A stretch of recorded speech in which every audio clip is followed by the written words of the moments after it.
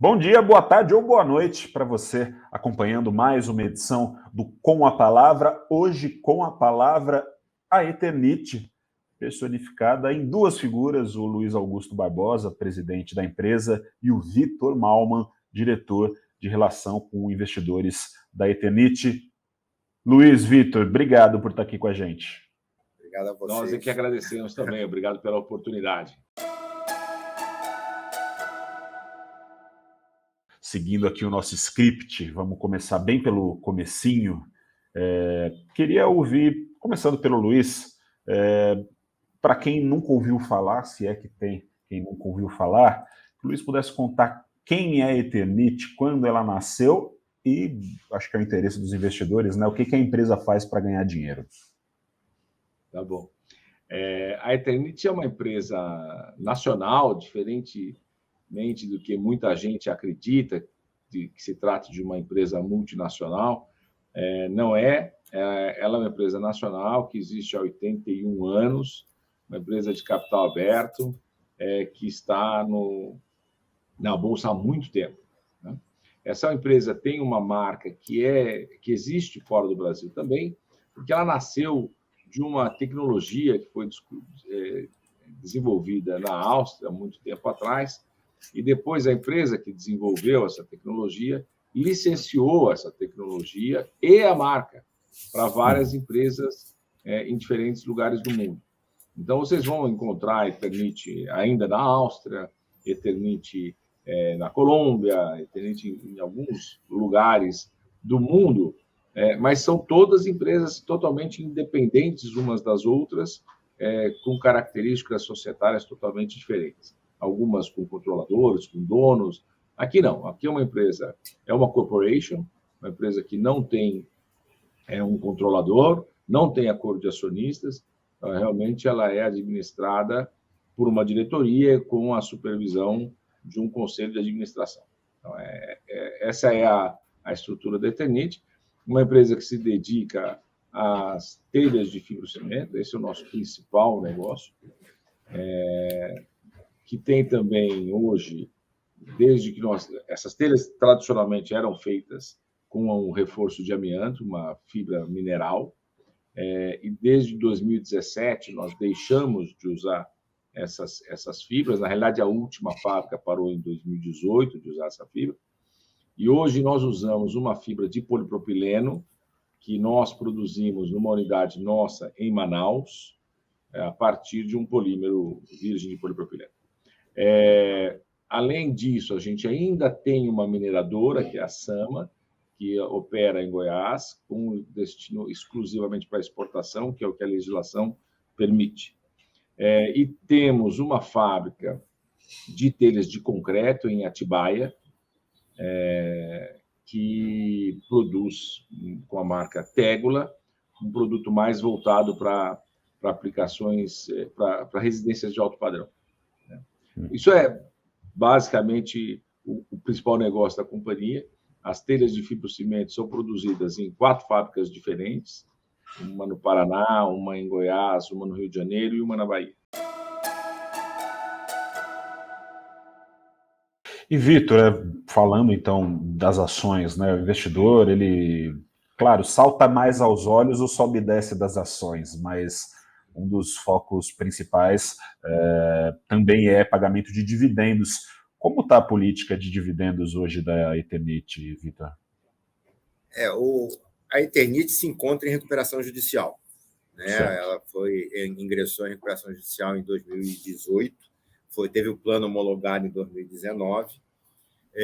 Passamos por um período de ajustes que levaram a não só questões contábeis de impairment, mas também em função da migração da tecnologia de amianto para fibra de polipropileno, como o Luiz comentou.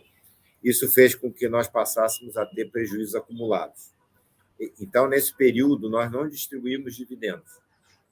Agora, no fechamento do terceiro trimestre desse ano, pela primeira vez, passamos a ter lucros acumulados, cerca de 60 milhões. O resultado da empresa no ano totaliza 216 milhões, mas esse resultado veio, na verdade, revertendo essa posição de prejuízo acumulado, e agora nós temos uma posição de lucro acumulado.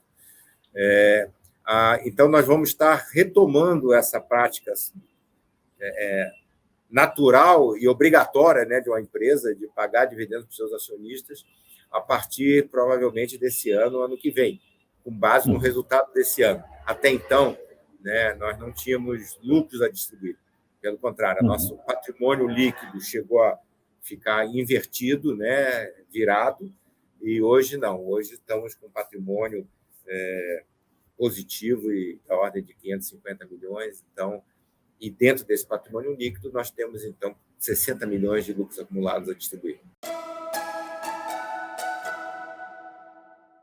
Partindo agora para um bloco de oportunidades, que é um bloco que a gente tem no programa, eu trouxe aqui alguns números para falar dessas oportunidades que a Eternit vislumbra, números que já foram sinalizados pelo Luiz aqui, falando dos resultados bem positivos da Eternit. A Eternit teve um balanço do terceiro TRI muito bem recebido pelo mercado, as ações reagiram bem, foram expressivos 143% de alta nos lucros em comparação anual. Eu queria saber como a empresa chegou nesses números tão expressivos, e aí, agora falando das oportunidades, que oportunidades que a Eternit vislumbra para continuar tendo números tão expressivos daqui em diante, lembrando que o retrovisor é importante, né, mas para o investidor já passou, ou seja, como repetir esses números daqui para frente? Eu vou falar um pouco do posicionamento e da operação, e depois o Vitor pode falar um pouco mais especificamente dos números, como esse resultado se compôs. Mas a gente passou por uma reestruturação importante desde a decisão de deixar o amianto, decisão que nós tomamos em 2017, porque já enxergávamos que era uma decisão que, de qualquer forma, não seria imposta. Vinha sendo imposta pelo mercado, já muitos clientes que já vinham sinalizando isso, os outros fabricantes também já estavam saindo, e que em um momento qualquer seria nos imposta talvez pelo judiciário. E aconteceu meses depois que a gente anunciou a decisão, saiu também uma decisão do STF direcionando. Ela ainda não transitou em julgado, mas a gente sabe que essa é a posição do STF com relação ao uso do amianto no território nacional. Então, nós começamos lá no final de 2017 todo um processo de reestruturação da companhia. Interno, muito ligado à parte operacional, de como produzir a telha que nós já produzíamos há quase 80 anos com uma matéria-prima, um processo muito dominado e consolidado, e, de repente, essa matéria-prima, que é um dos itens importantes da formulação, tinha que ser substituído por algo novo. Então, esse processo durou 2 anos, os ajustes necessários, investimentos necessários nas fábricas para que a gente pudesse produzir uma telha de qualidade com uma nova matéria-prima. Além disso, esse produto trazia uma vantagem competitiva muito grande, um produto que dava uma rentabilidade muito grande para a companhia. Então, também foi preciso uma adequação na estrutura da companhia, adequar a companhia ao novo tamanho, à nova rentabilidade que ela tinha. Isso foi feito em paralelo ao longo desses anos. Depois, a mineradora precisava ser adequada, porque nós tínhamos uma mineração que 2/3 da produção ia para o mercado interno e apenas 1/3, talvez até um pouco menos, se destinava à exportação. E nós tínhamos que agora organizá-la 100% para a exportação. Então, também foi reduzida drasticamente a estrutura, foi toda adequada para uma exportação. Então, a companhia teve que, basicamente, se reinventar para poder fazer frente a essa nova realidade. Nós saímos de diferentes ativos que não estavam no nosso core business. Então, nós produzíamos louça, deixamos fazer, nós produzimos reservatórios de água, né, caixas d'água de polietileno, paramos de fazer, vendemos o ativo também, vendemos o ativo de louça, deixamos de comercializar metais que nós produzíamos na China e vendíamos com a nossa marca. Então, nós fomos deixando esses negócios que não estavam tão alinhados com a nossa estratégia e que muitas vezes ou eram uma distração ou às vezes consumiam parte do nosso resultado. Então, fizemos uma limpeza de portfólio. Isso foi feito ao longo de 2018 e 2019. Nós chegamos em 2020 vamos dizer, com a casa muito mais arrumada, com muito mais foco no que nós queríamos fazer. Fomos surpreendidos no começo do ano com a pandemia do ano passado. Num primeiro momento, entendíamos que aquilo poderia fazer um ano muito difícil. Já estávamos em RJ, decidimos transformar o nosso estoque em caixa para ter uma certa folga na operação. Paralisamos algumas fábricas durante algum tempo, ou pelo menos algumas máquinas, e retomamos à medida que a demanda voltou. Fomos surpreendidos por um segundo semestre super aquecido na construção civil, o que nos fez um segundo semestre já muito bom. Então, quando você faz uma base de comparação contra o primeiro semestre do ano passado, ou por o full year, a gente tem uma situação bastante favorável. Quando você compara trimestre contra trimestre, já é uma comparação mais justa. Então, comparar o terceiro trimestre de 2021 contra o terceiro trimestre de 2020, que já foi muito bom, é uma comparação mais justa. O full year nos dá uma vantagem na comparação, porque o primeiro semestre do ano passado foi muito afetado pela pandemia. Sim. Então, essa é a situação. Hoje nós temos as fábricas operando num nível muito bom de operação, de performance. Nós temos uma demanda externa, uma demanda do mercado muito positiva, e é isso que tem feito com que a gente tenha um resultado assim tão positivo. Então, acho que o Vitor pode falar um pouco mais de como é composto esse resultado, quais as unidades de negócio, como é que isso representa, e depois a gente fala o que nós vamos fazer para frente. Legal. Bem, o nosso resultado, isso é um ponto de virada muito importante. Anteriormente, a mineradora Sama tinha uma participação muito forte nos resultados da Eternit, como disse o Luiz. Nós destinávamos 1/3, mais ou menos, arredondando, para consumo cativo, 1/3 para o mercado interno, fora o nosso consumo, e 1/3 para exportação. Com a unidade que nós construímos em Manaus, de fibra de polipropileno, que substitui a fibra de isotila, nós temos outra situação. Essa unidade ela é balanceada com a nossa demanda, apesar de eu ter uma venda em torno de 20% para o mercado, mas ela é focada no abastecimento cativo nosso consumo cativo. Então, hoje, diferentemente do passado, cerca de 70% do nosso lucro bruto vem da nossa atividade fina, da unidade de fibrocimento, e cerca de 30% vem da mineradora fazendo o seu movimento de exportação de fibra isotiva. A unidade de telha de concreto é uma unidade de pequena dimensão comparada com o fibrocimento e representa cerca de 1%, é um número bem reduzido. O nosso resultado, então, ele veio preferencialmente nesse período, tanto no ano quanto no trimestre, do negócio de fibrocimento, e fruto de um patamar de demanda que, como o Luiz também comentou, ele se acelera no segundo semestre do ano passado, né? De forma que hoje, se nós olharmos a empresa nos últimos 12 meses, somos uma empresa de 1,3 bilhão de faturamento e um EBITDA recorrente da ordem de 328 milhões. Então, eu estou pegando 12 meses, o último trimestre do ano passado e os 3 trimestres desse ano. Então, é uma dimensão de empresa que passou por uma queda muito expressiva nesse processo de reinvenção, mas que hoje tem uma estrutura bastante alinhada e eficiente na produção de fibrocimento, porque, obviamente, houve uma demanda de mercado proporcionada indiretamente pela pandemia, mas nós estávamos prontos para capturar essa demanda. Talvez se tivesse sido em 2019, né, Luiz? Nós teríamos visto a demanda passar ao largo. Nessa linha, nós fizemos, e foi o objeto de fato relevante, uma oferta por uma empresa que atua no mesmo segmento, que é a Confibra, instalada aqui na cidade de Hortolândia, próximo a Campinas.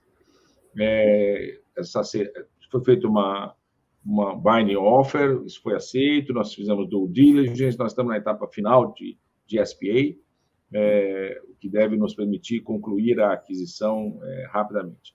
Ela representa mais ou menos 20% da nossa capacidade, se eu não estiver enganado, né, Vitor? Sim. Então, isso vai representar um aumento de 20% na nossa receita, na nossa produção. do principal negócio, que é fibrocimento.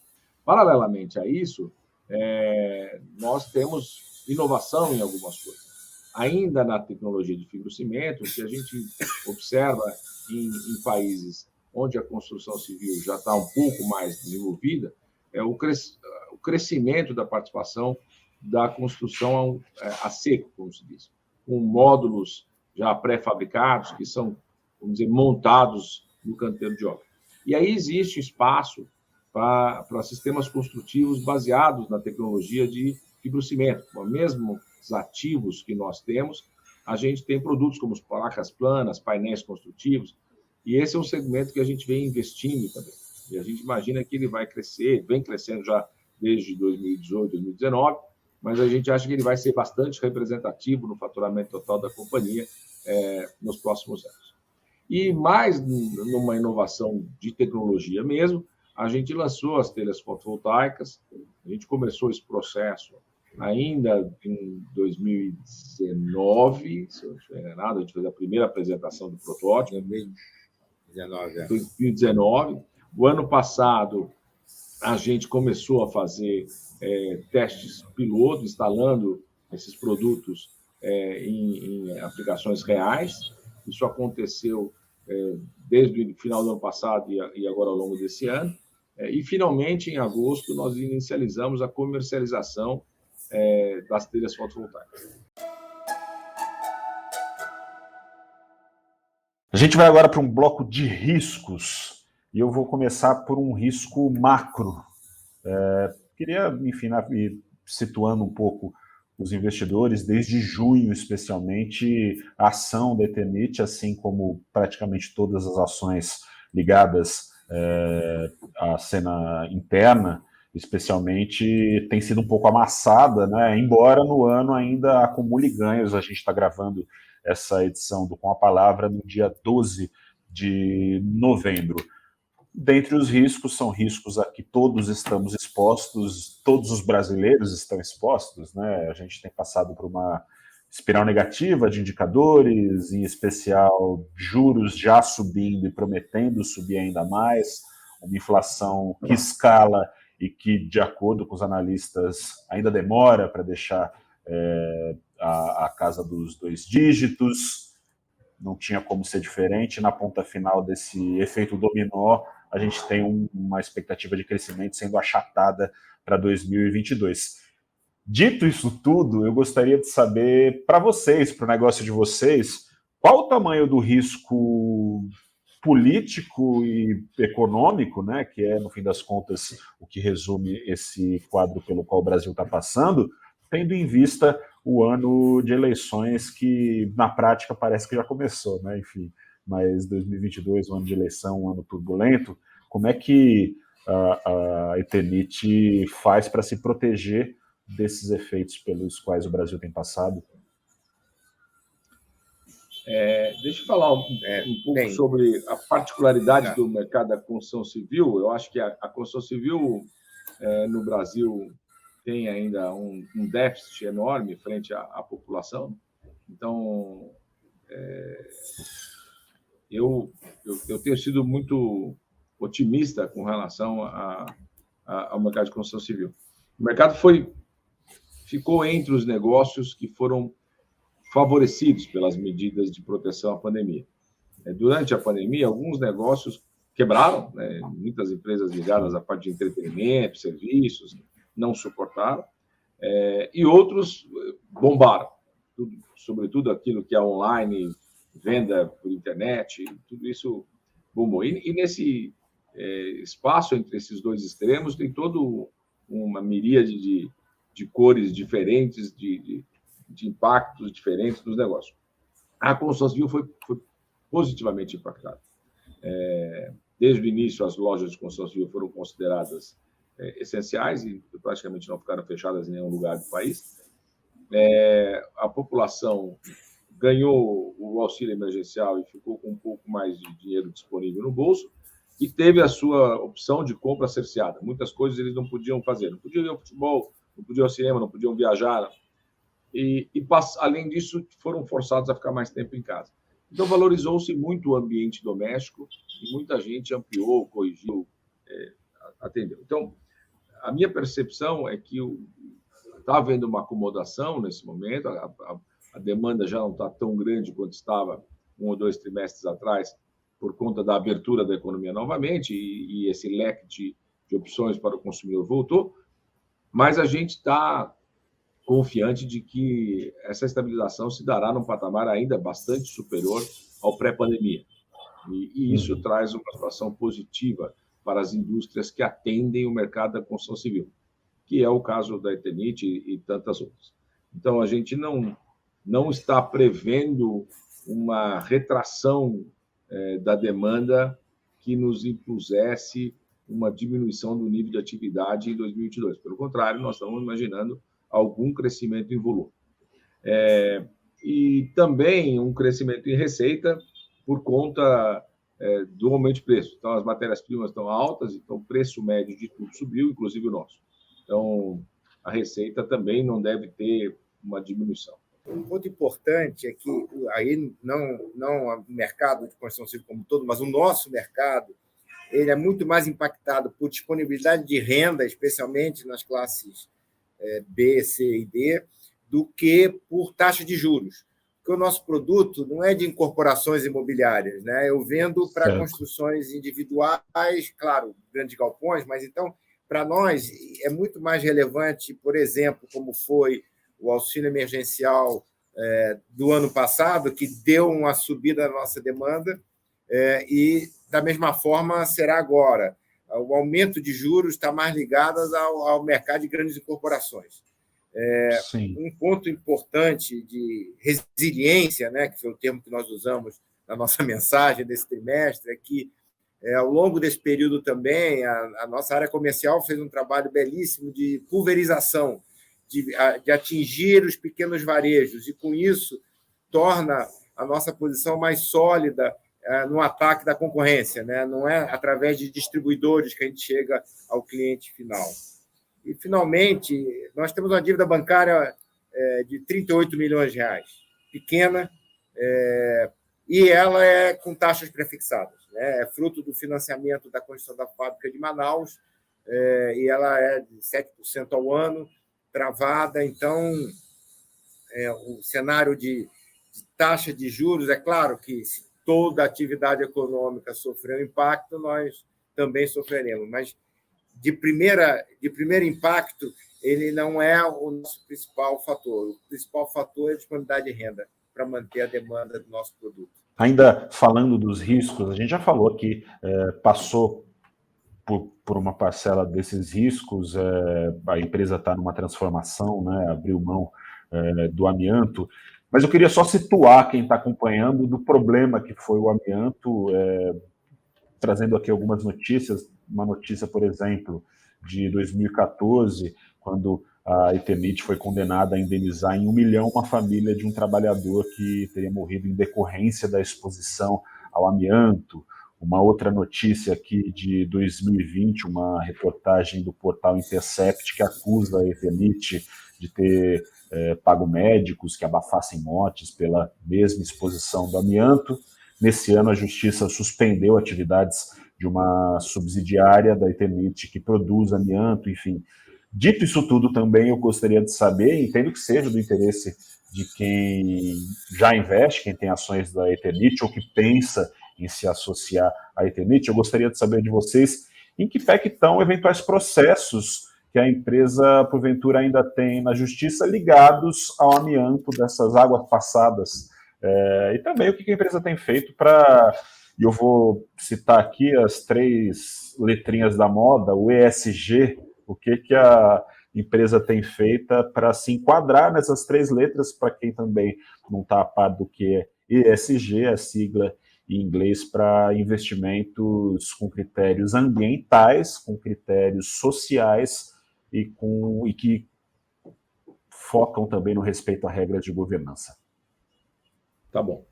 Vamos aos poucos. Então, a história do amianto é uma história, vou tentar fazê-la curta, mas é uma história complexa, né? Uma matéria-prima natural. Eu chamaria de crisotila, né, Luiz?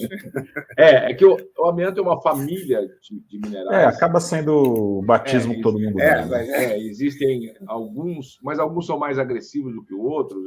O grande problema que existiu na Europa, isso tudo nasceu porque na Europa houve um grande problema de saúde pública causado pelo uso do amianto em edificações como isolante. Tá. Quando usado como isolante, ele é pulverizado nas paredes internas da casa, e aquilo vai se desprendendo com o tempo e tem partículas de suspensão, e as pessoas inalando isso podem ter problemas pulmonares.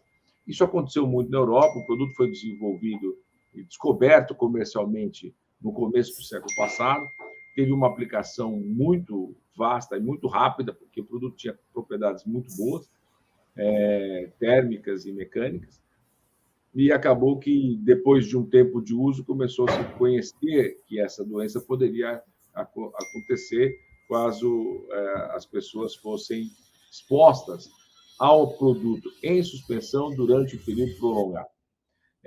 E na Europa se usa uma das famílias do amianto, que é o anfibólio, que ele é muito mais agressivo.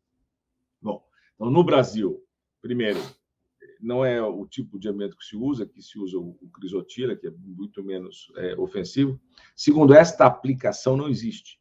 Não se aplica amianto nas paredes. Aqui, a grande aplicação sempre foi telha de fibrocimento. Uma vez incorporado à telha, esse produto já não oferece mais risco nenhum. Mas então nunca houve risco? Não, houve. Havia, sim, algum risco no início da operação para as pessoas que manipulavam isso na produção. Quando não se sabia do risco, essa produção era feita sem determinadas proteções que hoje existem. Então, desde que se conheceu a doença, o que a indústria fez foi proteger os equipamentos todos, e essa situação passou a ser controlada, como tantas outras substâncias perigosas que a indústria usa no dia a dia, como soda cáustica, benzeno, fenol. Posso citar aqui uma lista imensa de substâncias perigosas que a indústria usa normalmente, né? O amianto seria esse caso. Entretanto, houve toda uma comoção por conta desses casos que aconteceram principalmente na Europa, um pouco nos Estados Unidos, mas sobretudo na Europa, e há uma rejeição do mercado. A nossa decisão em 2017 de parar de usar, ela foi muito mais baseada nessa rejeição que a sociedade tem do que por razões técnicas. Hoje, nós temos absoluta convicção de que é possível usar o produto como qualquer outra substância perigosa de uma maneira controlada. Mas entendemos que não era o melhor caminho, porque isso seria uma briga com o mercado, com a sociedade, decidimos parar, né? E hoje temos exclusivamente a mineradora, que ainda está sendo discutido o que se poderá fazer dela. A gente é uma questão de respeito ao acionista, aquilo é um negócio que gera recurso, que é feito dentro da legislação, não haveria por que parar antes que houvesse uma decisão definitiva do judiciário. Bom, mas neste ínterim todo, uma série de ações aconteceram. Elas, ainda algumas em curso, outras já resolvidas, mas algumas em curso, e que a gente entende que elas serão sanadas ao que chegar na última instância. Elas são graves. Nominalmente, essas ações sempre foram feitas com valores muito importantes, um pouco como forma de pressionar. Mas, assim, à medida que vai subindo distância, esses valores vão sendo reduzidos e tendem a ficar numa coisa mais aceitável. Quando a gente olha os nossos concorrentes que fizeram acordos ou que tiveram sentenças concluídas, sempre foram em valores infinitamente menores do que os originais das ações. Então, é muito difícil prever isso. O Vitor pode citar como é que isso aparece no nosso balanço, está lá citado no nosso balanço em questão de transparência, e a dificuldade que é quantificar isso, né? Mas eu diria, hoje já foi um assunto que nos preocupou muito mais, porque a gente tinha o uso do amianto em todas as nossas unidades. Hoje eu não uso mais, desde 2017, a última fábrica de 2018, então eu não tenho mais o que se discutir sobre exposição do amianto. Existe uma coisa muito localizada na produção em Minasul, onde é feito tudo com o maior rigor. Então, eu diria que esse risco é muito menor do que já foi no passado. Nós temos processos que têm os escritórios, os elencam como possibilidade remota, possível ou provável. O que é provável, nós provisionamos. O que é possível, não. Então, mas estão descritos no nosso explicativo. Especificamente, talvez o processo que hoje tenha um impacto maior, que é um impacto de uma condenação de 500 milhões de reais, segundo nossos assessores jurídicos, esta condenação de 500 milhões de reais tem uma probabilidade remota de ocorrer. Lembrando que nós já tivemos situações assim, essa é uma ação na Bahia, nós tivemos uma situação semelhante no Rio de Janeiro e em São Paulo, de números deste tamanho e que foram reduzidas a obrigações do tipo planos médicos que nós concedemos e também este valor de concessão de planos médicos está no nosso balanço como uma provisão de resultado pós-emprego, então é feito um cálculo atuarial disso, também está provisionado no balanço. Mas houve uma redução de situações de 1 bilhão para 0, apenas a obrigação de dar planos médicos. É uma coisa bastante temática, né? Um ponto quase religioso isso, né? Nós temos essa questão como muitas pessoas acham, poxa, às vezes nós vemos notícias, citou uma notícia aí, né? Nós vemos notícias que nós estaremos descumprindo uma sentença do Supremo. Obviamente, ninguém vai fazer um negócio desse.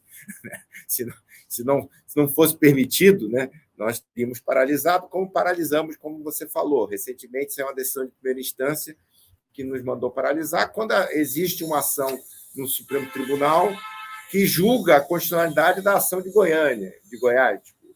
Então, assim, uma primeira instância se antecipou uma decisão do Supremo Tribunal. E aí isso sai na mídia como se fosse um fato consumado, mas não é. Como disse o Luiz, é uma operação que tem mercado no exterior, desde mercado de pratelhas até mercados mais sofisticados, utilização em células eletrolíticas para a produção de cloro-soda, utilização e outras aplicações mais específicas. E, assim, feito sob controle, como é o caso da SAMA. A SAMA opera em condições de extração sempre com os caminhões e as retroescavadeiras têm pressão positiva na cabine para que não entre nada, tem uma aspersão de água para evitar a formação de finos, o processo já de beneficiamento é feito aí ao contrário, né? O chão é preto, qualquer fibra que caísse, nós teríamos a visualização. Então, é feito todo um trabalho porque é importante dizer que não é uma questão de eu estou produzindo já que eu tenho uma permissão a qualquer custo. Não é isso, né? Nós estamos produzindo dentro de condições controladas e porque é permitido, né? Agora, um dado muito importante nisso, Gustavo, é aquilo que eu falei no início sobre a participação no nosso resultado de cada negócio. É uma participação relevante que não nos permitiria simplesmente fechar, mas não é a nossa principal participação. Hoje, o principal resultado da companhia vem do fibrocimento. As pessoas que têm uma ideologia contrária ao amianto, muitas vezes desconhecem a realidade e falam, não vou dizer que sejam inverdade, mas talvez jogam informações imprecisas na mídia. A maioria dos países do mundo proibiu, não é verdade, né? Menos de que 20% dos países do mundo proibiu. Não é só países subdesenvolvidos ainda permitem o uso de amianto. Não é verdade, a gente exporta para os Estados Unidos, para a Alemanha.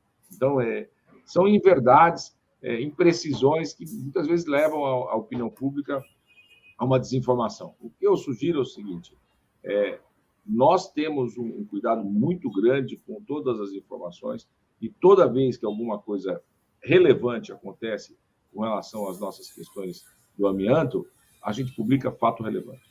Então, os nossos fatos relevantes têm uma informação precisa sobre o fato, sem julgamento de valor. A gente não discute se a decisão do juiz foi correta ou incorreta, se ela foi boa, se ela foi ruim. A gente fala, o juiz fez isso, aconteceu tal coisa. Então, a melhor maneira da pessoa se informar sobre o que está acontecendo com a companhia e o que pode ter algum impacto é ler os fatos relevantes. Agora, a gente partindo para um outro bloco, a gente fazendo um trabalho de casa aqui de ensinar o pessoal a ler balanço.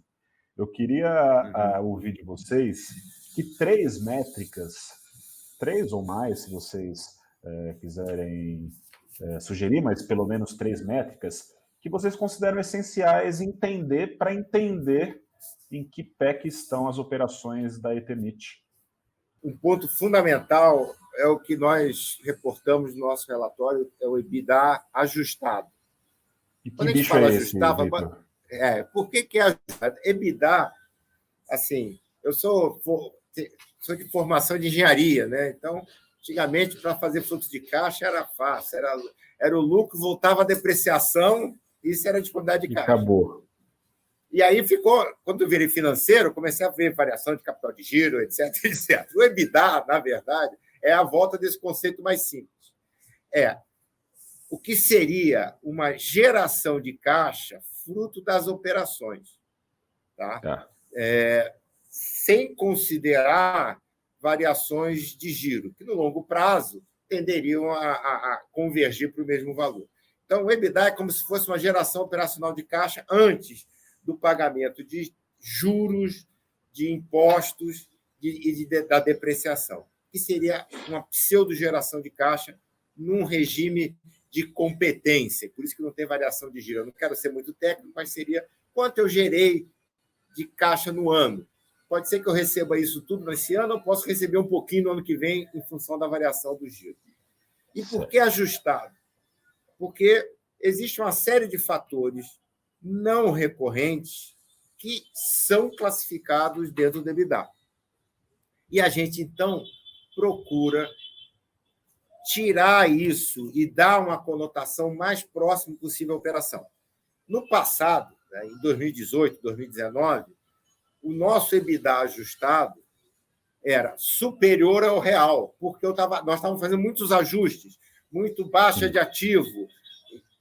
Hoje é o contrário. Só para você ter uma ideia, o nosso EBITDA no período foi, nesses 9 meses, foi de 260 milhões.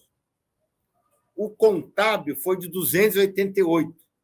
Por eventos, hoje em dia, os eventos não recorrentes, na verdade, favorecem o nosso resultado. Então, alienamos um ativo, um centro de distribuição que, por uma razão histórica, estava no nosso patrimônio, tivemos um lucro nesta operação. Isso entra no EBITDA, porque minha barba branca mostra que eu sou de uma época que existiam receitas não operacionais. Hoje não existem. Todas as receitas são operacionais. Seria tipicamente uma receita não operacional, já que eu não tenho como atividade imobiliária, né? Então, esse é um ponto fundamental. Assim, a empresa que tem um EBITDA ajustado, saudável, é porque a operação dela é saudável. Tá. O segundo ponto é, eu posso ter uma operação saudável, mas as empresas quebram no financeiro, no caixa. Então, liquidez da empresa. Nós temos hoje uma situação extremamente confortável em termos de liquidez, né? Nós temos uma relação entre patrimônio e dívida, o famoso equity debt ratio, nós estamos com 55%, ou seja, o meu ativo é sustentado em 55% pelo nosso patrimônio. Isso no passado não era assim, né? Há 2 anos atrás, nós temos o PL negativo. E o outro ponto, em termos de liquidez, é que o nosso ativo de cerca aí de 900 milhões de reais, a maior parte está no circulante. Nós devemos ter uns 300 milhões no imobilizado e o restante está no circulante. Em função da RJ, nós não temos crédito de fornecedores.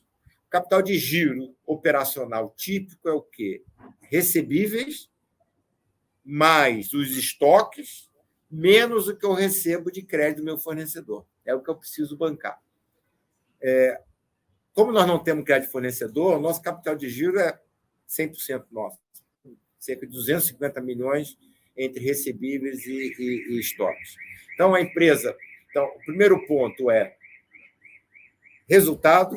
Segundo é a questão financeira, porque eu posso... Vamos imaginar, eu estou vendendo há 10 anos de recebível, de prazo médio de recebimento. Eu vou quebrar no ano que vem, mas o resultado está bom. Então, o segundo ponto é como é que está a minha liquidez. E o terceiro é o que você mesmo falou, Gustavo. O retrovisor é uma coisa, ir para o futuro. São planos de futuro. E eu acho que aí o Luiz resumiu muito bem. Nós temos uma estratégia de crescimento no nosso core business, seja por consolidação, que tem um ótimo efeito em termos de disciplina, de investimento para o setor, e em termos de inovação, que aí a gente está falando de uma coisa, um breakthrough, né, que seria a telha fotovoltaica. Então, assim, resultado mais financeiro, mais futuro, eu acho que são os 3 itens que o investidor deveria verificar para a sua tomada de decisão. A nossa política de RI, ela procura dar os elementos para que o investidor precifique. Então, nós não temos guidance, não damos guidance, mas procuramos passar as informações, como o Luiz também comentou, fatos relevantes. Então, entrando no nosso site de RI, você tem todos os fatos lá que foram dados, pode ver não só a questão da SAMA, mas também questões do avanço do projeto fotovoltaico, avanço dos nossos programas de ampliação de capacidade e de modernização das plantas de financiamento. E para fechar o nosso papo aqui, essa eu vou passar para o Luiz. Luiz, por que comprar uma ação da Eternit? Você quer me complicar com o meu RI, não é? Olha, eu diria, nós comprovadamente fizemos um processo de reestruturação muito amplo e que está mostrando os seus resultados já há 4 ou 5 trimestres consecutivos. Nós temos uma estratégia clara e que a gente divulga para o mercado. Então, nós temos uma preocupação de espaços como esse que você está nos oferecendo agora. Nós sempre tentamos informar ao máximo o mercado sobre a nossa estratégia, como estamos conduzindo. Então, assim, nós temos uma estratégia clara, concentrada naquilo que é o nosso core business. Nós somos uma empresa de liderança e que está apresentando uma rentabilidade muito boa. Nós temos planos para um futuro próximo baseados no core business e temos oportunidades de breakthrough que podem alavancar a condição da companhia para um patamar ainda mais interessante, uma empresa mais voltada para novas tecnologias. Houve uma mudança importante, nós deixamos de trabalhar, ser um vilão, né, de uma empresa que trabalha basicamente com amianto, para voltarmos para uma empresa de tecnologias com energias renováveis. Então, acho que a gente é uma empresa que tem feito a lição de casa e que atua num segmento onde há um déficit habitacional gigantesco, portanto, ainda tem espaço para crescimento muito grande. Então, não estou querendo induzir ninguém, né, porque senão o meu RI vai me brigar, não quero... Eu estou dizendo assim, por que eu entendo que a Eternit é uma empresa interessante. Claro que cada um vai me pedir se o preço é um preço bom para entrar ou para sair, faz conta, né? Tem que gastar um pouquinho de tempo. Vai lá, olha o balanço. O que é um múltiplo de EBITDA razoável? O que seria o valor de mercado dessa companhia? Quais são os riscos associados que você vê? Quais são as possibilidades de alavancagem, de crescimento que você tem? E aí cada um tem um apetite ao risco maior ou menor, cada um tem que tomar a sua decisão. O que eu posso dizer é, nós temos uma política de absoluta transparência. Isso às vezes até nos complica, porque a gente é obrigado a informar muita coisa, o que nem todos os nossos concorrentes precisam fazer, por não terem capital aberto, mas a gente tem uma transparência absoluta sobre o que está acontecendo dentro da companhia e quais são os planos de crescimento da companhia. E isso deveria dar muita segurança. A qualidade da informação, a qualidade da gestão. Então, eu sou suspeito, naturalmente, mas acho que a Eternit é uma empresa muito, muito interessante. Peixe vendido ou alguma coisa a acrescentar, Vitor? Não, eu concordo. Nós passamos por um momento bastante difícil e, obviamente, tivemos aí esse turnaround na empresa, gerou um ganho, né, uma valorização da ação compatível, né? Então, a partir de agora, nós já estamos no outro patamar, né? Então, vai ser bem esse trabalho de foco, crescimento e obter resultado e mostrar o resultado, né? O fato da gente não dar guidance é muito uma postura bem conservadora de querer manter o resultado da empresa, mostrar o que foi feito. Legal, tá certo. Luiz, Vitor, obrigado, viu, pela disposição de vocês, por acharem um espacinho aí na agenda e falarem um pouco mais sobre o que é a Eternit para quem não estava por dentro e por tirar algumas dúvidas que eu acho que são as que mais estão na cabeça de quem ouve falar da empresa. Bom estar com vocês aqui, viu? Obrigado. Obrigado a você, Gustavo. É sempre bom a gente ter a oportunidade de esclarecer, explicar e dar o máximo de informação para os investidores. Obrigado você aí do outro lado também por estar aqui em mais um Com a Palavra, dessa vez com a Eternit. Convido a acessar o canal do Valor Invest no nosso YouTube para acompanhar as edições anteriores. Fico por aqui, um grande abraço a você, até a próxima e tchau.